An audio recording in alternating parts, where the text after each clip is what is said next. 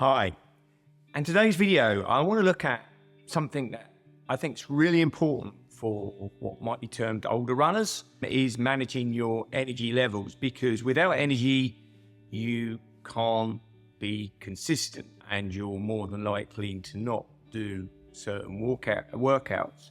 So, what are the 5 factors I feel that will help you manage your energy better so that you start every day with a fuller tank? Because unfortunately, you can't compare yourself with when you were 21. You could do certain things, burn the candle at both ends, and still end up with a reasonably full tank. Now, probably if you do most of these things I'm going to outline in the video, you probably still don't start with a full tank in comparison to what you were like at 21. This is just the way the world is. So you've got to maximize everything. And these 5 tips are very much about maximizing, because if you don't maximize, then you are going to be running on empty along a lot of the time, and that is going to really impact your running. So number 1, no surprises here, sleep. Get good sleep hygiene. If you're not sleeping well, then I will probably suggest that the last one of my tips is probably impacting you the most, and wait to the end of the video to see that. But sleep is key.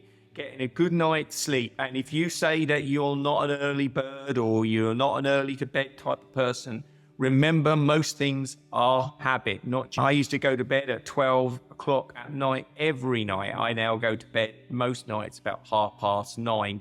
I've just created a habit, and I feel better for that. And I need that for the type of training I do. The reality is that much of your recovery from your running, from your body, comes from a good night's sleep. Secondly, diet. Now, I'm not going to get into what I call plate wars. The social media, you should eat this, you should eat that. You know that there's enough information out there to fill a skip millions of times. So I'm not going to be telling you what you should eat. I'm just saying, if you eat something the next day, you feel energized, or you feel heavy, or you aren't, or it isn't helping you sleep.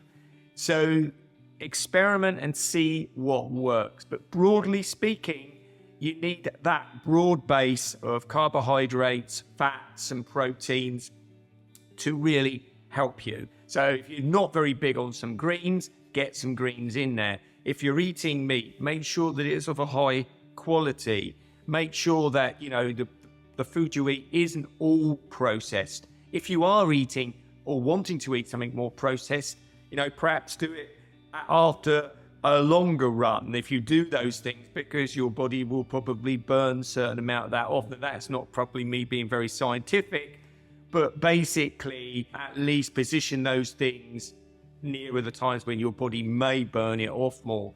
But you've got to work on a kind of 80-20 rule. Basically, 80% of the time, at least eat something that is going to help you recover and increase your energy levels, not put you into a glycemic coma. Be prescriptive with your runs. So, not all running is equal. So in the respect that you've got to start looking at, you've only got a certain amount of energy and time. So it's the dosage that becomes imperative. I know with my runners, we start looking very, very, very carefully at, every run has a purpose, and how big, what's the volume on that run, what's the intensity on that run, and trying as near as we can to get the best bang for buck that we can for the least amount of effort. And one of my proud moments this year is one of my runners, smashed most PBs in most of his distances,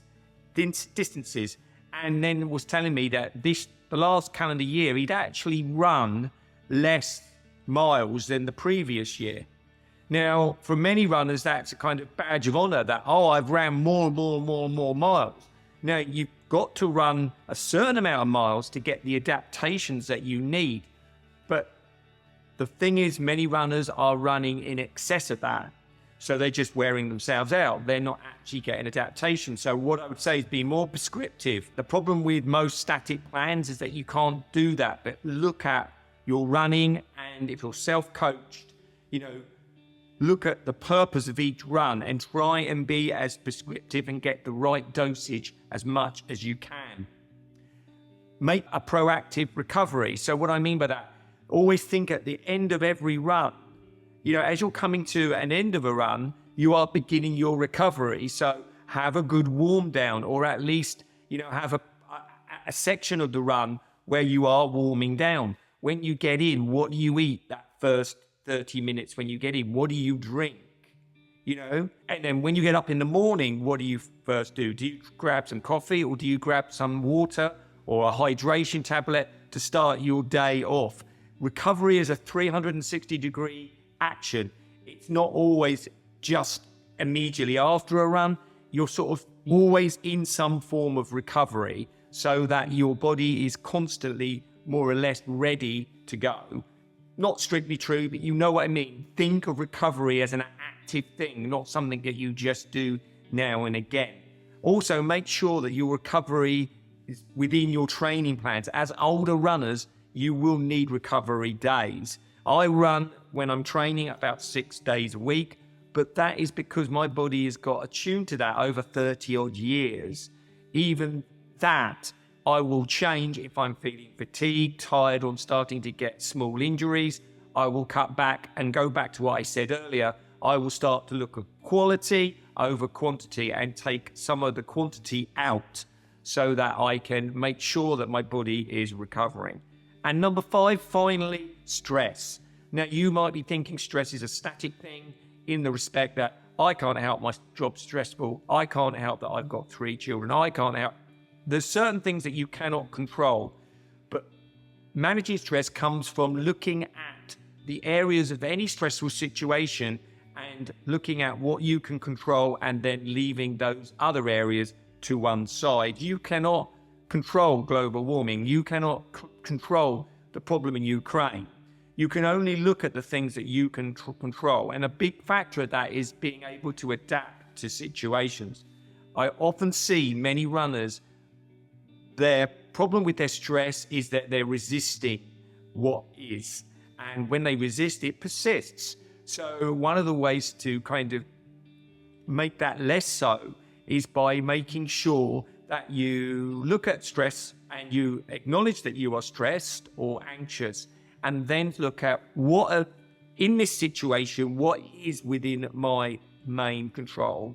Ignore what isn't and go full in on the areas that you can control. And it looks right back up to the sleep scenario. Is if you are lacking sleep or struggling with sleep, it's probably in an area of your life that you are struggling to come to terms with. Now, I'm not going to go too long into this, but recently my dad died in August. I cannot control my dad dying. My mum was very, and still is, having mental issues. I cannot control that. The only things I can control, I go full out to control the best I can. Doesn't make it an ideal situation, but it does mean that you have got your hand, so to speak, on the tiller of the boat, instead of the boat just taking you wherever you want, where it wants to take you, which is what a lot of people feel with stress, because they feel out of control. They feel that they have got no autonomy over their life. And that obviously impacts on their energy levels because they don't sleep, they don't eat right, and they're not consistent if you're looking at it from a running perspective. So please, if you're feeling stressed or out of control, look to adapt certain situations, look to take control of the things that you can control. Okay, that's my 5 tips to manage energy levels for older runners. Anyway, if you've liked this, please comment. I'd love to hear what your thoughts are, or give us a like or subscribe to the channel. Anyway, bye for now.